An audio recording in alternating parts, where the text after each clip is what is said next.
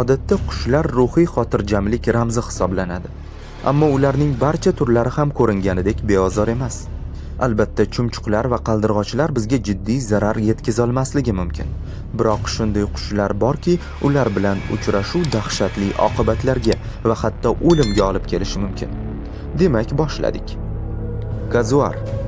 Bu qushlarga qarab, ularning kimgadir jiddiy zarar yetkazishi mumkinligini tasavvur qilish qiyin. Ammo kazuarlar xatti-harakatini oldindan aytib bo'lmaydigan va ular bilan uchrashuv o'lim xavfini keltirib chiqarishi mumkin bo'lgan qushlardir. Bu uchmaydigan kazuarlar oilasi vakillari Yangi Gvineya va Avstraliyaning shimoli-sharqidagi tropik o'rmonlarda yashaydi.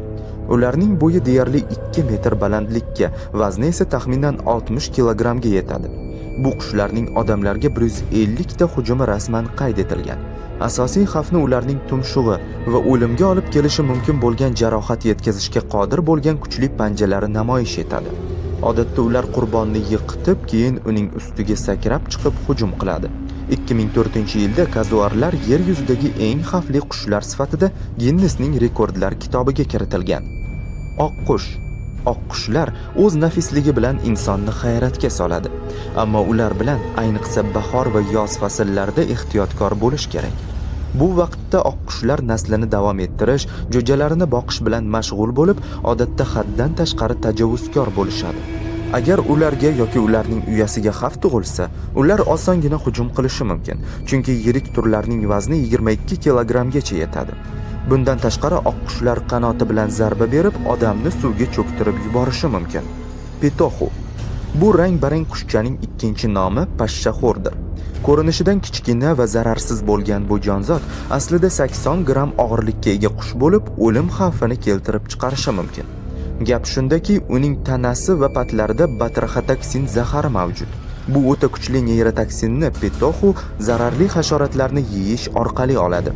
Ushbu qushlar organizmi bu moddaga moslashgan, shuning uchun ular uchun u xavfsiz, ammo odamlarga petoxuga teginmaslik tavsiya etiladi.